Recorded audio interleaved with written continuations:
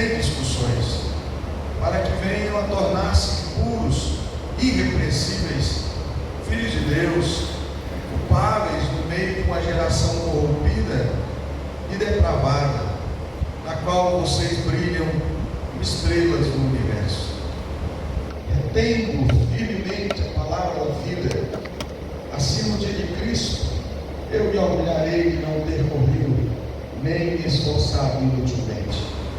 Contudo, mesmo que eu esteja sendo derramado como oferta de bebida sobre vocês, sobre o serviço que provém da fé que vocês têm, o sacrifício que oferecem a Deus, estou alegre e me regozijo com todos vocês. Estejam vocês também alegres e regozijem-se comigo. Amém. Irmãos, Glória a Deus. A carta de Filipenses, ela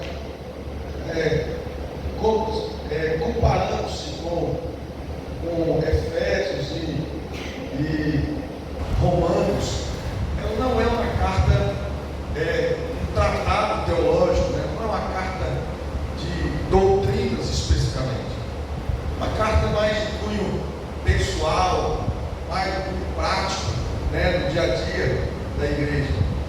E é óbvio que não é por isso que ela não seja teológica, que ela não tenha, né, uma teologia prática. E aliás, a teologia, ela precisa ser prática na nossa vida, né? Ela está longe de ser uma filosofia especulativa, mas ela tem que ser prática nas nossas vidas. O conhecimento que a gente adquire da palavra de Deus tem que ser transformado em prática no nosso dia a dia, tem que ser transformado de forma que as pessoas precisam perceber, né? A palavra de Deus fluindo na nossa maneira de agir, de conversar, na nossa maneira de tratar as pessoas, de lidar com as pessoas, né?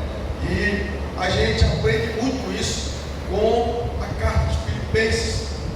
E aqui, por exemplo, nesse bloco que nós lemos, e é óbvio que a gente tem que olhar para o contexto todo, não só da carta, mas do capítulo 2, ele está falando sobre salvação. O crente que é salvo, o crente que tem a salvação, e essa obra de salvação, ela precisa ser desenvolvida todos os dias da nossa vida. Esse texto, entender algumas coisas importantes da nossa prática, né? E nós você vai ficar com a sua Bíblia aberta, especificamente aí no versículo 12. Eu li aqui na versão NVI, mas na verdade, vou até pegar meu celular aqui, que ouvei a salvação, né? Que é a versão mais clássica. Quem tem aí, lê para mim o versículo 12, que fala assim, e na minha versão aqui, porém, que tenham em ação a salvação de vocês com temor e tremor. Eu quero que a versão desenvolva. De sorte que, meus amados, do modo como sempre obedecestes, não com a minha presença somente, mas muito mais agora na minha ausência, efetuar a vossa salvação com temor e tremor. Tem uma outra versão de desenvolver.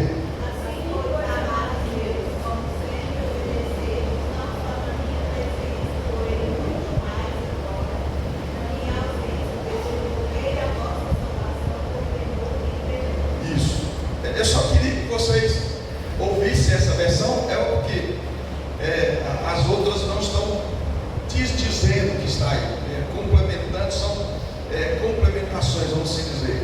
Mas o que a gente vai entender no versículo 2, nesse versículo 12, capítulo 2, a primeira coisa que é importante destacar o exemplo de Cristo.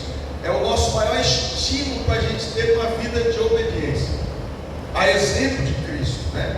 Por quê? Porque problema, né, da igreja de Filipenses é que havia uma certa desarmonia entre os crentes, uma desarmonia que foi produzida pelo egoísmo. Não sei se você sabe, mas é natural, né, do homem pecador, ele naturalmente ele desenvolve esse egoísmo natural. Você não precisa se esforçar para ser egoísta. Normalmente nós já somos egoístas na prática, e a nossa luta é contra isso. E a igreja havia uma certa desarmonia, e os crentes de Filipenses estavam tendo atrito, né, a pontos de algumas pessoas trabalharem na igreja atrás de promoção pessoal ou de serem mais conhecidos, né? Você pode ver isso no versículo 3, olhando um pouco para trás, no próprio capítulo 2, Paulo vai dizer assim: nada façam por ambição egoísta ou por vaidade, mas humildemente considerem os outros superiores a si mesmo. Então havia uma desarmonia nesse sentido na igreja, né? E a base dessa desarmonia era o egoísmo. Versículo 4, ele continua e diz assim: cada um cuide não somente dos seus interesses, mas também do interesse do outro. Então, parece que havia uma situação assim, cada um só pensava em si mesmo, ninguém pensava no outro. Então, Paulo estava lidando com essa questão. Paulo era um cara muito diplomático, né? Ele sabia exortar sem ofender. Ele é especialista em exortar sem ofender as pessoas. E isso é uma coisa que a gente tem que aprender, né? Então Paulo fala para os crentes olharem para Cristo. E ele fala para os crentes olharem para Cristo e ter o mesmo sentimento que houve em Cristo. Então já havia um sentimento, já havia uma situação de egoísmo, um atrito no meio da igreja. Então Paulo fala assim: não, cada um cuide do que é do outro. E aí qual é a nossa referência? Aí ele vai dizer no versículo 5: sejam a atitude de vocês a mesma de Cristo. Então, como é que a igreja combate o egoísmo? Como é que a igreja combate esse clima de egoísmo que surge, né, nas nossas convivências? Olhando para Cristo e tendo em Cristo o nosso maior exemplo. É o que Paulo está dizendo aqui. E aí, depois que Paulo ele detalha, né, minuciosamente, um dos textos mais lindos da Escritura Sagrada, ele detalha minuciosamente os estágios da humilhação, da exaltação de Cristo. Então ele cobra da igreja esse posicionamento. Ele cobra da igreja esse posicionamento para que a igreja seja como Cristo. Paulo diz, o que Paulo está dizendo aqui é que ele mostrou o exemplo da humilhação de Cristo para guiar os crentes, para ser exemplo de exaltação, para encorajar as pessoas. Então nós precisamos entender que Cristo é o nosso maior exemplo e nosso maior estímulo à obediência. Porque Cristo obedeceu, Cristo humilhou, Cristo fez para o outro, vamos dizer assim, né? Ele tinha, é só você olhar o texto, e ele se esvaziou de si mesmo, veio como servo.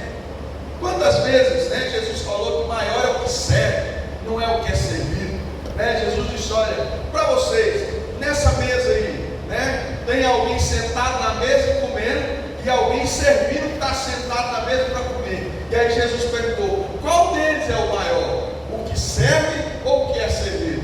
Na cultura do mundo, aí fora, né, maior é o que está sendo servido, né? Porque o mundo pensa assim, é uma inversão, né, dos valores da palavra de Deus. Aí Jesus diz: não, maior é aquele que está servindo, não aquele que serve, não aquele que serve. Então, glória a Deus.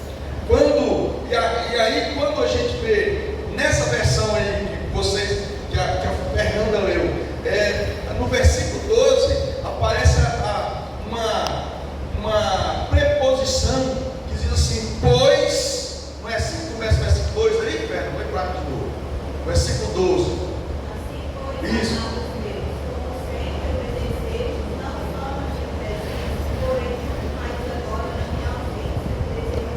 Isso.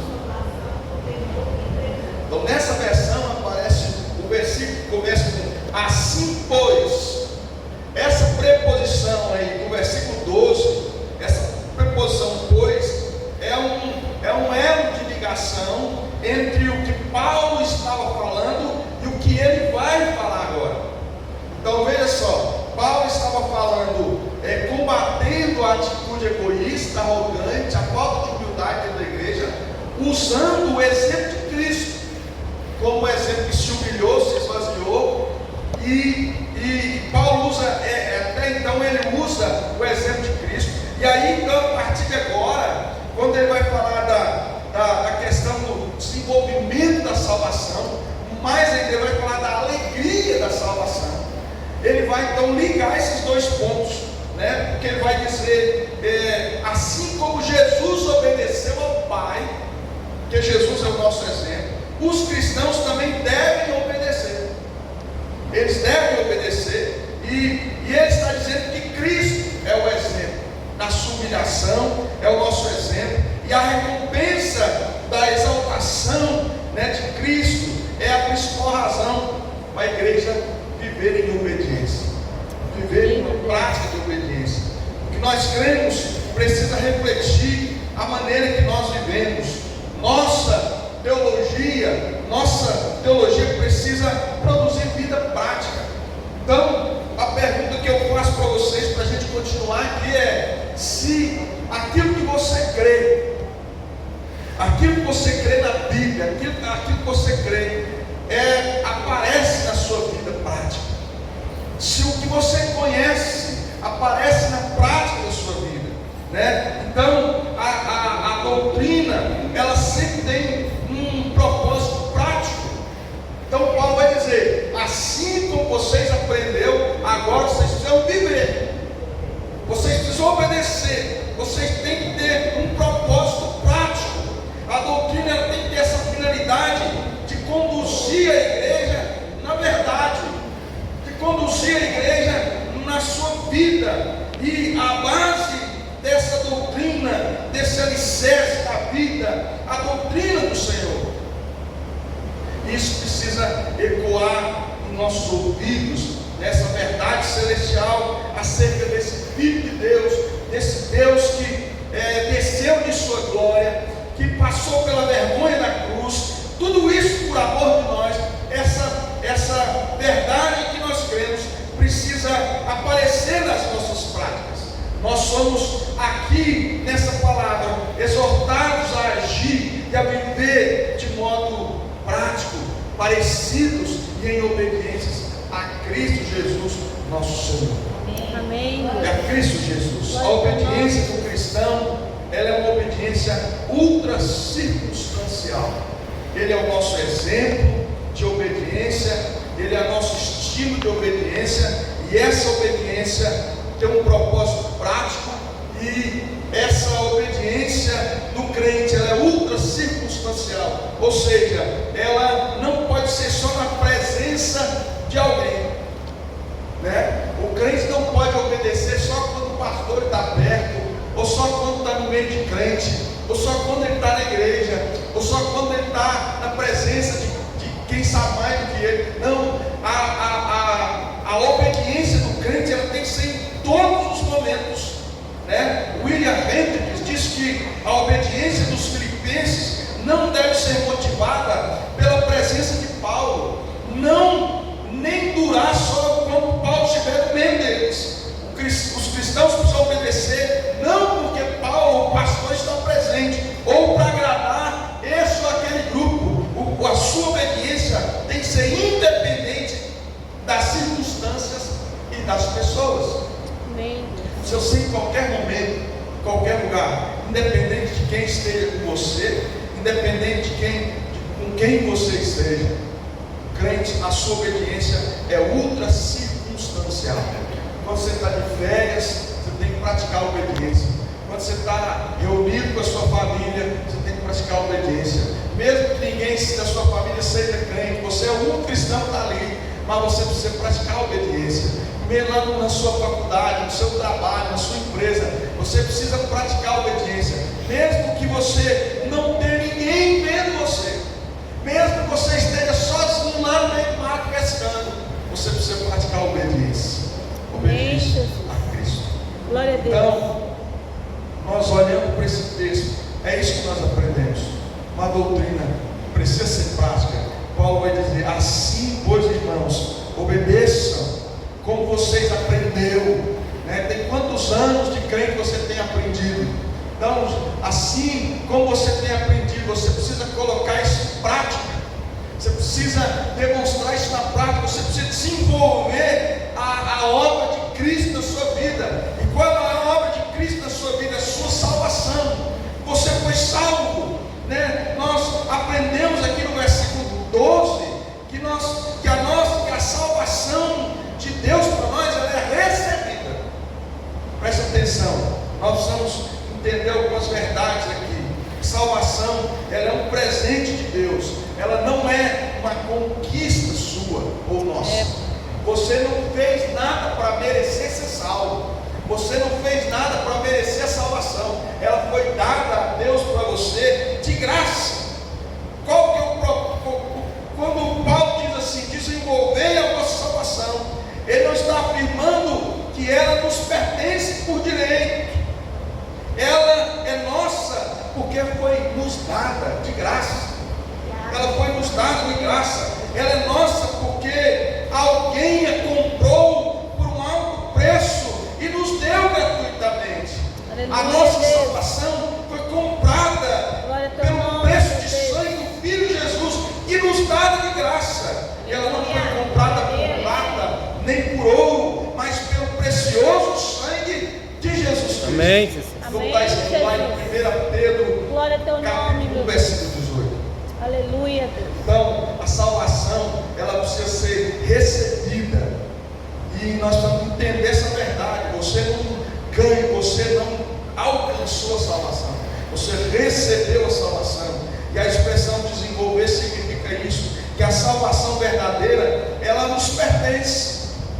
Ela é sua. Muitos crentes, às vezes por falta de conhecimento dessa doutrina, vivem uma vida insegura em relação à salvação. É acerca da salvação. Alguns pensam que a salvação nos é dada no momento e em outro momento ela é tirada.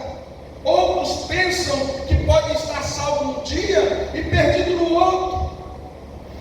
Isso é absolutamente impossível. Impossível. Uma vez que Deus salva o homem, a salvação está garantida, a salvação está segura. A salvação é um presente que nos foi dado de uma vez para sempre. De uma vez para sempre. Romanos 8:1 vai dizer, uma vez que nós somos salvos, olha só o que está escrito em Romanos 8, 31, 39, depois você pode ler lá, A gente pode até meditar aqui, Romanos. Alguém abre aí para mim, fica mais rápido. Romanos 8, 31, por favor. Romanos 8, 31.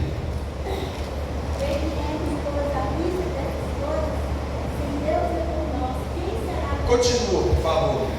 Aquele que não poupou o seu próprio filho, antes por todos nós entregou, porventura não nos dará graciosamente. O que Paulo está dizendo aí, irmãos? O mais difícil, qual foi o mais difícil? Dar o filho dele para te salvar. Se ele não poupou o próprio filho dele para salvar você, você acha que ele não vai garantir a tua salvação até o dia que você morrer? Ele já salvou, ele vai te segurar como salvo até o dia que você morrer. Amém. Se ele fez o mais difícil, qual que é o mais fácil? Garantir que você esteja salvo. Aleluia, Jesus. Garantir que você esteja salvo. Então a salvação é algo que pertence a nós. Uma vez que nós somos membros da família de Deus, nós jamais seremos desertados dessa família de Deus. Uma vez que nós somos ovelhas de Cristo, nós jamais alguém poderá nos arrancar da mão de Cristo. Jesus disse que nós estamos nos braços dele e de lá ninguém pode nos tirar. Aleluia. Nada pode nos tirar dos braços do Senhor Jesus. Por isso que Paulo diz: desenvolver a salvação. Desenvolver. O comentário de HCG Murray diz que essa expressão vossa, desenvolver vossa salvação, ela é fortemente enfática. Ela é enfática. Paulo, o texto sagrado poderia estar dizendo assim: desenvolvei a salvação. Não, ele está dizendo: desenvolvei a vossa salvação. Isso é uma ênfase que fortalece o texto, que engrandece a expressão, quando ele diz: desenvolvei a sua salvação. É sua, ela te pertence, não pode ser tirada de você. Óbvio que ela não é sua por teu mérito, porque você conquistou. Ela é sua porque Deus te deu. Ela foi conquistada para você e dada de graça, pela graça. Então, o que ele vai dizer? Já que a gente entende que a salvação é do Senhor, é dada de graça, já que a gente entende que a salvação pertence a nós, não pode ser tirada, nós precisamos desenvolver salvação. Nós precisamos desenvolver salvação. Aí a gente sabe que nesse aspecto Deus nos convida a participar desse processo agora. Você foi salvo, não fez nada para ser salvo. Nem a fé era sua, né? A fé foi dada por Deus para você ser salvo. A partir do momento que você alcançou a salvação, você foi justificado por Deus, declarado justo. Agora você trabalha junto com Ele para desenvolver essa salvação. Não que você vai ajudar a se manter salvo. Não é isso que estão falando. Não é isso que o texto está falando. O texto não está falando de sinergismo. O que é sinergismo? É uma junção de duas forças para manter uma força maior. Não é isso. É uma colaboração. É Jesus agora, eu te salvei. Você está salvo. Agora você vai fazer a sua parte. Qual é a sua parte? Viver como salvo. Viver em obediência. Viver o propósito de Deus na sua vida. Glorificar Deus na sua vida. E no aspecto geral da carta, o crente ele precisa viver desse jeito. Como que ele tem que viver? Alegre. Porque Filipenses é a carta da alegria. Porque Filipenses é a carta que aparece em apenas 4 capítulos. A expressão alegria aparece 17 vezes. Paulo falando: estou alegre, estejais alegres, estejais contentes. E olha que Paulo estava falando isso, irmão, numa situação muito pior do que qualquer um de nós aqui. Paulo estava preso, Paulo estava velho, Paulo estava doente, Paulo estava sozinho, Paulo estava com o seu dia de morrer marcado, a sua execução estava definida. E Paulo, nesse contexto de tanta luta, de tanta injustiça, ele conseguiu não só mostrar alegria, como ele conseguiu incentivar os crentes a estarem alegres. Por quê? A alegria de Paulo, a alegria do crente não está baseada no que ele tem, no que ele conquista, no que ele faz, no seu contexto. A alegria do crente está baseada na obra que Cristo fez na vida dele. Qual Amém, Jesus. Salvação. Cristo te salvou. Por isso que o texto não vai te dizer que, não vai te dar um conselho: não fica alegre. O texto não vai te dar uma dica: olha, você precisa estar. Não, o texto está sendo exortativo. A palavra de Deus está ordenando: o crente precisa estar alegre. É uma ordem. Por quê? Porque, irmão, não tem nada na sua vida, nenhuma tristeza, nada se compara com a glória de Cristo que há de ser revelado em você quando Cristo voltar, quando a sua salvação for consumada, quando esse projeto de Deus na sua vida for, e ele vai ser consumado, aquela esperança de consumação da salvação de Cristo é o motivo da nossa alegria. Aleluia. E a alegria, irmãos, A alegria não é algo que é nativo dentro de nós. O que é nativo em nós é felicidade. Felicidade é algo que é nosso, é natural. Só que a felicidade, para você senti-la, você precisa de ter coisas, você precisa conquistar coisas para estar feliz. Mas a alegria que Filipenses está falando é uma qualidade do fruto do Espírito Santo gerado em nós. Aleluia. A alegria independe de qualquer coisa, independe de situação financeira, financeira, independente de saúde física, independente de qualquer coisa, o Espírito Santo gera alegria. Quem está falando é um homem que está preso. Deus. Ele não está preso porque ele fez por merecer. É um bandido que fez isso, está preso, tem que pagar mesmo, amém? Não, ele está preso porque ele pregava o Evangelho. Ele está preso por causa de Cristo. E mesmo assim ele está alegre.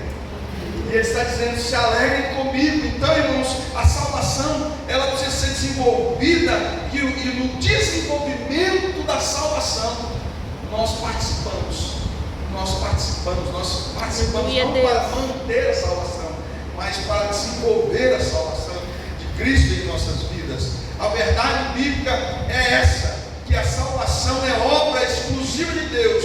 Porém, o fato de Deus nos dar graciosamente a salvação não significa que nós ficamos passivos no processo da salvação, né? Não existe isso: eu fui salvo, agora eu posso deitar numa rede, aleluia, e viver até Jesus voltar sem fazer nada. Não. A salvação produz uma atividade no coração do crente. Por ele ser salvo, agora ele quer fazer, não porque para ser salvo, mas porque ele foi salvo. Não para se manter salvo, porque ele é salvo. Então ele quer demonstrar essa alegria, ele precisa agir, e ele agora vai cumprir a lei de Deus. Não que a lei é um fardo, mas a lei é uma alegria. Cumprir a lei de Deus é uma alegria, cumprir os mandamentos de Deus é uma alegria. A salvação é de Deus e nos é dada por Deus, mas nós precisamos desenvolvê-la corretamente, desenvolvê-la como a Bíblia nos ensina. A Bíblia afirma que a graça de Deus não é uma desculpa para não fazermos nada. Essa frase é de um homem chamado Robertson. Ele diz que a graça de Deus não é uma desculpa para não fazermos nada. Diga comigo: a graça de Deus, a graça de Deus não é uma desculpa, não é uma desculpa para não fazermos nada. para não fazermos nada. Você não foi chamado para ser um ser passivo. Você não foi salvo para ser um ser passivo. Você foi salvo para ser alguém ativo. Pode ter a idade que for, pode ser na situação que for, você foi chamado para ser ativo. Tem um irmão da nossa igreja que o pai dele é crente, tá? Ele foi toda a vida crente na Assembleia de Deus. E o pai dele um dia, o pai dele sofreu um acidente de moto. O pai dele era eletricista ativo, muito trabalhador, um homem, deve ter agora uns 60 e poucos anos, mas era um homem muito ativo, mantinha a família, sustentava a família. Teve um acidente de moto, ficou tetraplégico. Eu não sei como é que fala, ele só mexe a cabeça. Tetraplégico, né? Não mexe mais nada. E o filho dele é da nossa igreja, o Marquinhos. Acho que cantou aqui, aquele rapaz que cantou aqui, o Marquinhos. O pai dele, eu já tive a oportunidade de fazer 3 visitas para o pai dele. Irmãos, o homem foi crente a vida toda, passou por essa situação, hoje vive numa cama, só mexe aqui, a mulher deles. Hoje tem praticamente uma UTI na casa dele, né? Com aquelas máquinas que levanta para trocar fralda, que cai, aquela cama especial, tudo aqui lá. E ele vive assim, a esposa dele tem que fazer tudo, limpar o mundo dele, dar banho nele, ele não faz mais nada. Mas aí eu tive a oportunidade de visitar isso já umas 3 vezes, eu fui na casa dele fazer uma visita. Eu e mais a sogra do Marquinhos, mais uma irmã que visita lá, a gente foi lá. Irmão, você chega na casa dele, ele que faz o culto, ele que conduz o culto, ele que diz: olha, agora você vai pregar, agora você vai cantar, agora você vai... E aí ele dá uma palavra, ele prega, ele canta, ele louva, uma alegria. Ou seja, você vai visitar um homem, você que sai alegre, você que sai edificado. O que eu quero dizer com isso? Que o crente, independente de circunstâncias passam, ele é alegre, porque ele é salvo, ele está daquele jeito, mas ele tem convicção de que um dia Jesus vai consumar a obra de Cristo na vida dele, e ele vai voltar a andar, não naquele corpo caído, naquele corpo doente, ele vai voltar a andar num corpo glorificado, sem a presença do pecado, sem a presença da doença, totalmente livre e liberto do pecado. Por isso é que o crente é alegre em qualquer situação. É, Jesus. Não sei se você já teve a oportunidade de visitar pessoas, crentes, piedosos, no leito de morte.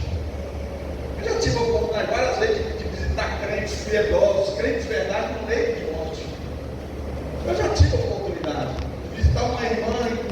o pai estava morrendo com câncer na garganta.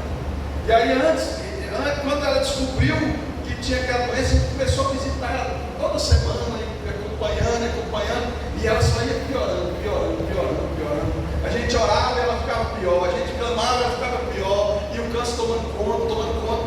E toda vez que a gente visitava aquela irmã, a gente saía de lá alegre, edificado, com a fé, com convicção, com alegria daquela irmã.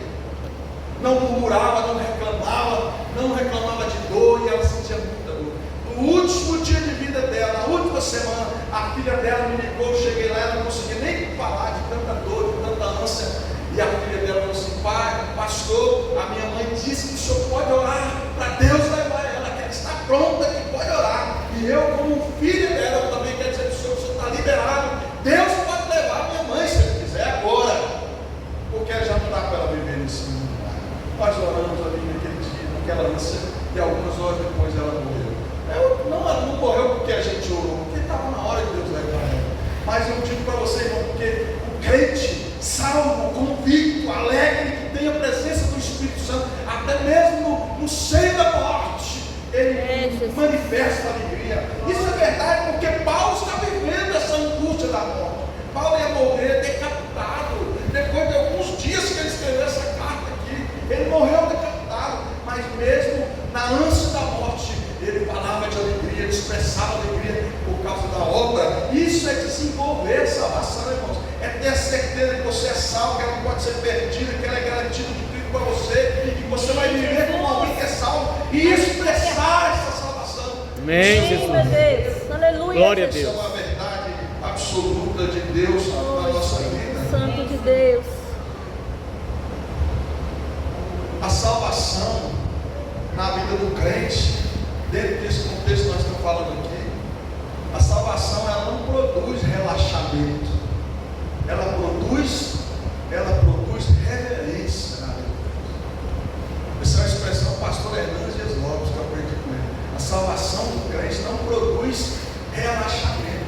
Ou seja, já que eu estou salvo, eu posso viver de qualquer jeito. Não, o salvo pensa assim. Já que eu estou salvo, está garantido, eu não vou mais para o inferno mesmo, então eu posso pecar, não vou para o céu. Crente salvo não pensa desse jeito. O crente, quando ele tem certeza da salvação, ele sabe que ele não perde a salvação, ele vive com reverência. O que Paulo está dizendo assim? Desenvolvei a vossa salvação com temor e tremor. Temor e tremor. A expressão temor e tremor aqui não é para você ter medo de Deus como se ele fosse um pai que estava vindo castigar o filho que errou. Não é medo de um patrão que vai vir mandar um empregado embora porque ele cometeu um erro na empresa. Não é esse tipo de temor. O temor aqui, o tremor e o temor aqui significa que você não quer fazer algo que desagrada o seu pai, o seu Deus. Significa que você não quer desagradá-lo porque ele te ama e você também o ama. Isso é viver de um temor a Deus. Isso é viver de forma temente ao Senhor, porque a salvação produz em nós reverência por aquele que me salvou, por aquele que me garantiu a salvação. Eu sou um crente salvo. A lei não é um peso na minha vida. Eu fui liberto do poder do pecado. Eu fui liberto eu não sou mais escravo do pecado. Mas eu não fui liberto para viver do jeito que eu quiser. Eu fui liberto para viver segundo as normas, condutas, a regra, a lei de Deus que está escrita na Bíblia. Na Bíblia. Quando Deus estabeleceu normas, essas normas podem ser tipificadas pelos 10 mandamentos, por exemplo. Quando Deus estabeleceu os 10 mandamentos, Deus estava criando um manual, uma norma de conduta moral, de conduta espiritual. Aquilo ali expressa a forma com que Deus quer que eu viva, a forma com que Deus quer que eu me conduza. Eu não vou cumprir aquilo para ser salvo, não, vou cumprir aquilo porque Deus me salvou. Então viver de acordo com as normas de Deus para a minha vida não é um peso para mim, não é uma escravidão para mim. Eu não me sinto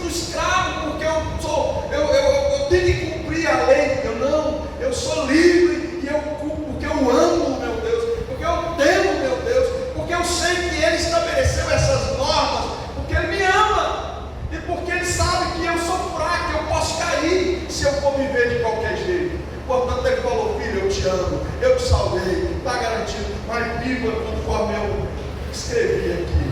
É melhor para você. Não sai desse caminho. Não se afaste dessa lei, nem para a esquerda, nem para a direita. Eu estou com você, eu estou contigo, eu nunca vou te desamparar. Eu sou o teu Deus, você é o meu povo. Mas cumpra a lei, não desvia dela, não saia da presença dela. Aleluia, Jesus. É Glória a isso que Deus Deus. quer. É isso que é desenvolver a salvação. O desejo de ser salvo, né? O desejo pela salvação é obra que Deus coloca em nós. Deus coloca em nós. Por isso que o sinergismo é verdade.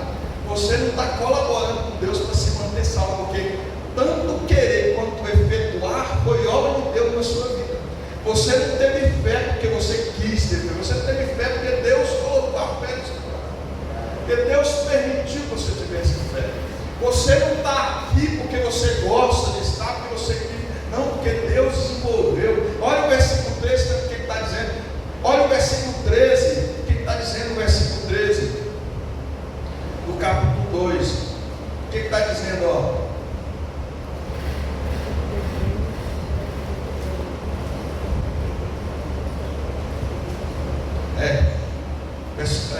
Minha Bíblia, o vento mexeu aqui. Versículo 13, lê para mim aí. Eu ia ler.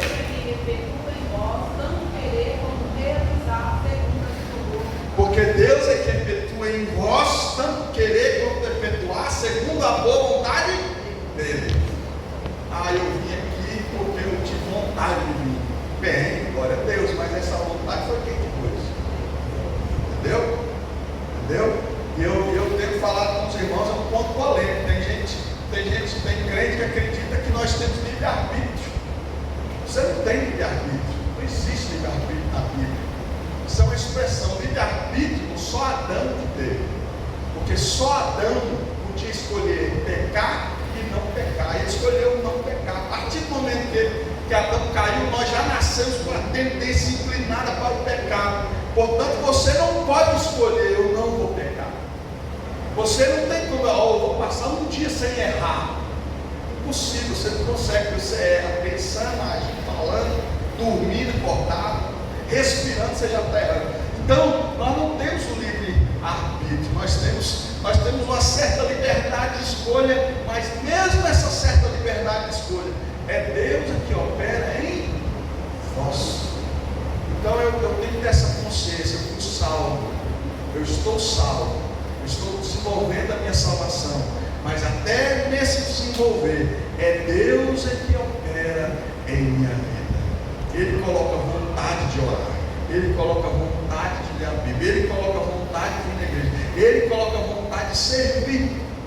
É isso, irmãos, que eu quero encerrar aqui, dizendo para você que a salvação ela precisa ser desenvolvida e ela precisa ser também demonstrada. A salvação precisa ser demonstrada através de relacionamento. Onde que se envolve a prática disso? Então eu vou ser bem prático com os irmãos para a gente encerrar aqui. Olha, a igreja está cheia de irmãos que são salvos, amém ou não? Quem tem convicção de ser salvo, diga amém. Amém. Olha, tem que falar com força. Quem tem convicção de que é salvo, diga amém. Amém. Pode ser, irmão, não tem perigo, não é orgulho ter certeza de que é salvo. Amém, Jesus. O orgulho dele diz, eu sou salvo graças a mim. Aí você vai para o inferno. Mas eu sou salvo graças à obra de Cristo. Amém. Aleluia, Deus. Agora, imagine a igreja está cheia de gente salva. Como é que esse salvo vive? Porque Jesus te salvou, mas não te levou para o céu ainda. Jesus te salvou, mas você está nesse processo de santidade, de desenvolvimento de salvação. Nesse processo que você foi colocado para viver aonde? Dentro da igreja, dentro da comunidade. Paulo agora vai falar, vocês precisam agora viver de que maneira? Versículo 14, uma lição para nós aqui, façam tudo sem queixas e discussões, para que venham a tornar-se puros e irrepreensíveis, filhos de Deus, inculpáveis, no meio de uma geração corrompida e depravada, na qual vocês brilham como estrelas do universo. Aleluia, Deus. Jesus me salvou para eu ir com a ilha isolado viver sozinho. Foi? Jesus me salvou para eu viver só no meio de gente crente, aleluia. Só crente, só crente. Foi isso? Não. Jesus te salvou para você viver no meio de uma geração corrompida, no meio de uma geração depravada. Está todo mundo perdido, está todo mundo em trevas, mas lá no meio dessa podridão, lá no meio dessas trevas, tem uma luz brilhando. Tem uma Glória a luz Deus. brilhando.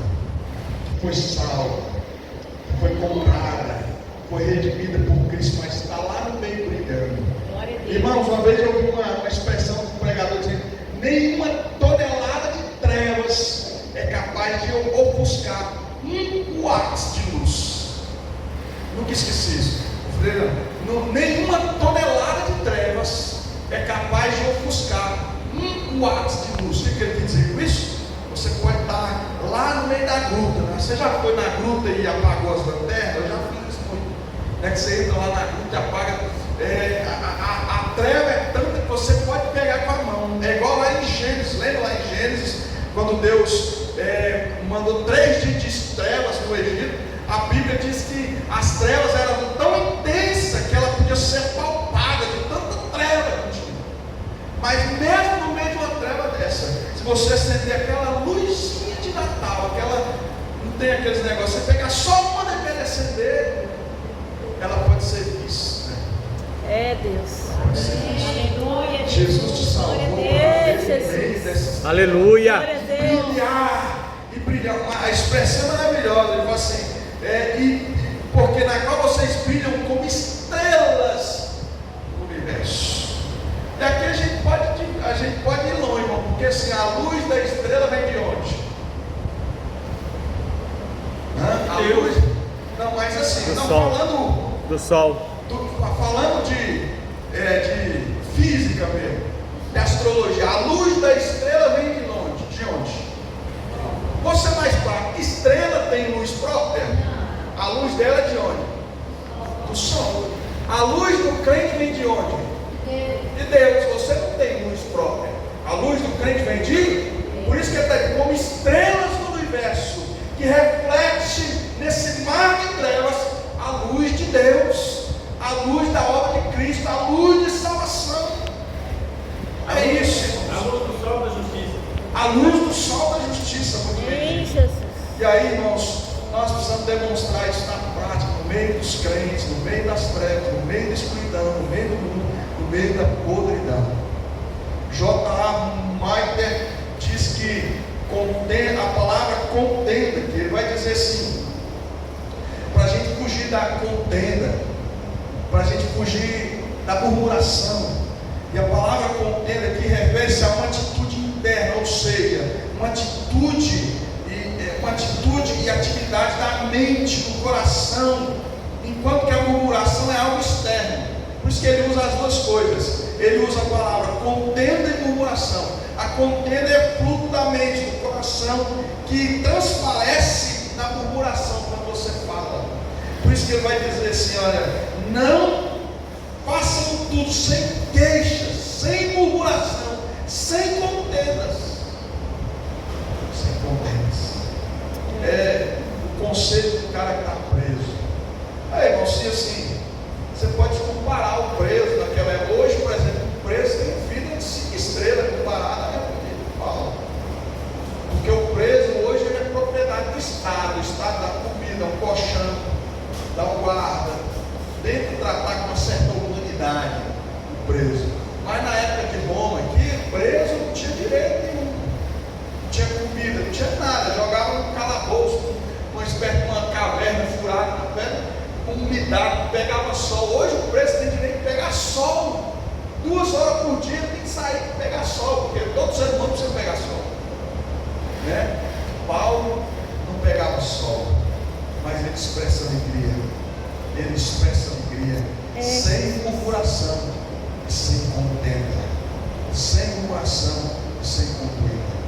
O que a gente aprende é que esses crentes tinham que fazer tudo sem murmuração, tudo sem reclamar, vivendo e desenvolvendo a sua salvação na comunidade, no meio em que ele foi chamado. Eles deveriam fazer tudo sem contenda.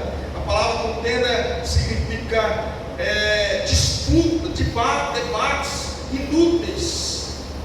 Essa palavra tem uma conotação de dissensões, de litígio. Então Paulo está falando isso.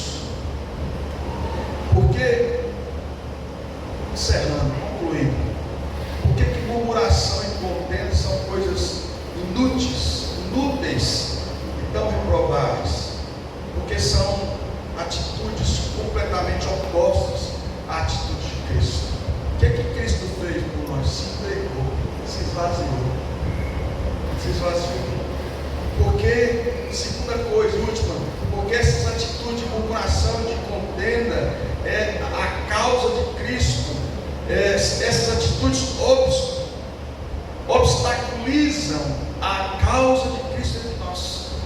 Então, por que a gente precisa desenvolver essa observação no nosso meio? Porque o mundo lá fora está de olho em como